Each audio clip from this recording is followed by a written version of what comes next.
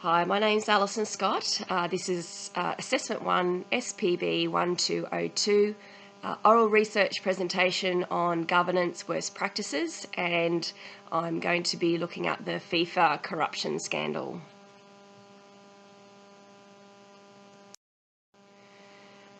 During my FIFA corruption scandal research presentation, I'll analyse, identify and evaluate 3 examples of worst governance practice in a sport business area and offer governance guidelines to remedy the problems.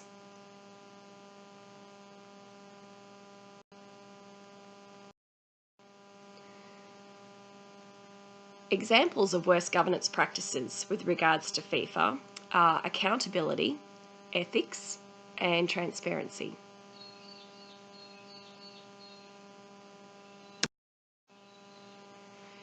Accountability, in the hierarchical sense, relates to the responsibilities of the committee and the chair, their actions as the governing body, and if they are bound by any rules or regulations. As FIFA has no higher authority, being a non-governmental organisation, their role, choices and actions over the past have been without boundaries. With the guidelines for the organisation being overseen internally, FIFA has been responsible for its own disciplinary actions. They also lack succession planning, including terms of presidency and committee positions or the election of new delegates. The former president, 79-year-old Sepp Blatter, held his position for 17 years, from 1998 to 2015. In the years 2011 and 2007, he ran unopposed.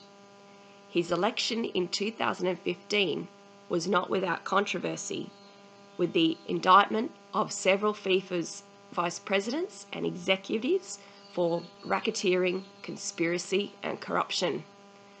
Amidst all this upheaval, Sepp Blatter refused to take accountability and resign or step down at that time.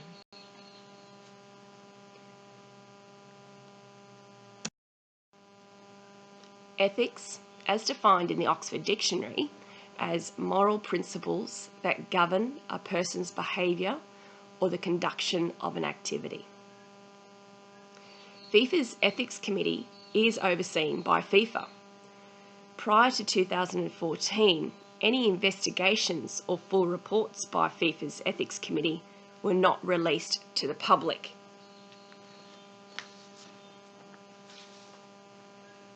This refusal to provide these reports called into question the transparency of the process and members of FIFA's Ethics Committee and their involvement with the corruption scandal.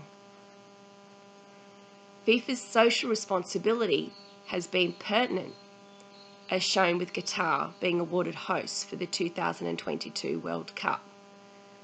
Qatar's successful bid is shrouded by controversy and corruption. Since construction commenced, there are issues surrounding the human rights of workers building the stadium and the infrastructure. FIFA has been questioned regarding its lack of action, and an excerpt from a report by John Ruggie, a human rights lawyer, reads, FIFA should include human rights within its criteria for evaluating bids to host tournaments and should make them a substantive factor in host selection.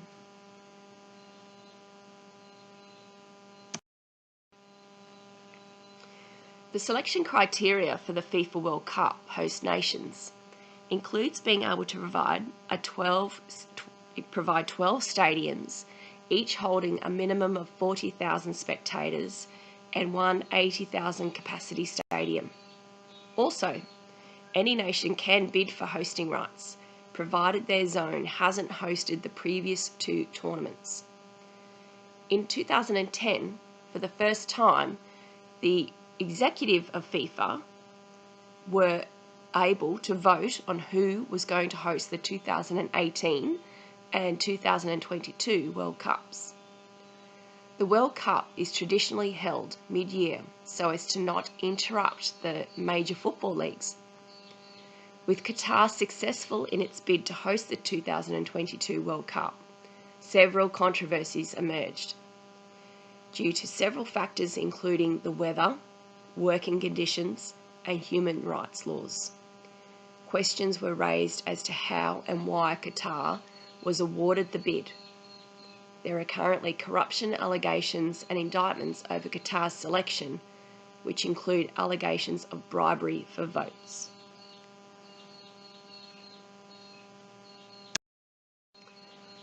The solutions. A separation of FIFA's corporate governance and business operations is a modern method of moving towards a transparent, ethical, and accountable organisation.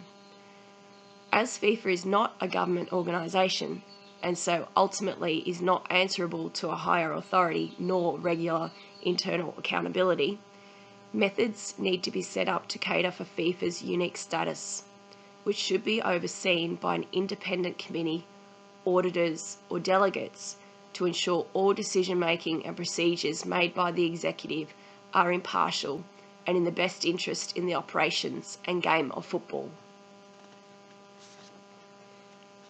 Business and financial responsibilities should also be in a different space to the executive.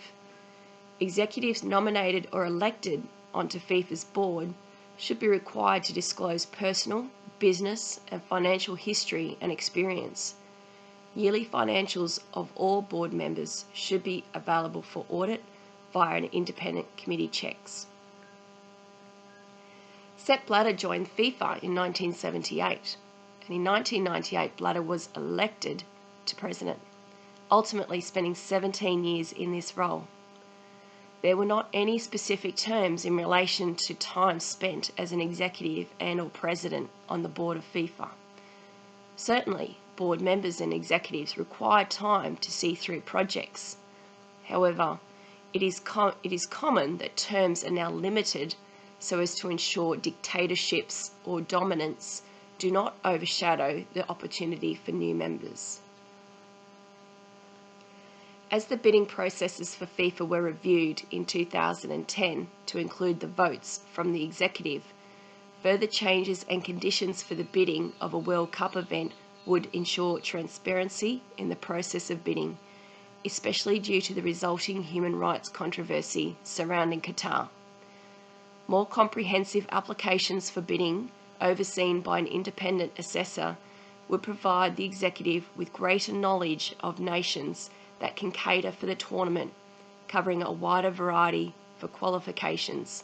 For example, contractors, their working conditions, pay, the country's current political climate. Furthermore, all votes should be made public so as to ensure transparency of the process. The Pandora's box, which is the FIFA scandal, surfaced a multitude of discrepancies in the operations of the organisation. The worst governance practices intertwined with each other in every area, solidifying the need for the organisation to restructure and re-evaluate its governance and operations. The FIFA website confirms that this planning and restructure process is in motion, facilitating FIFA to a modern corporate governance practice with transparency, accountability, and ethics. Thank you.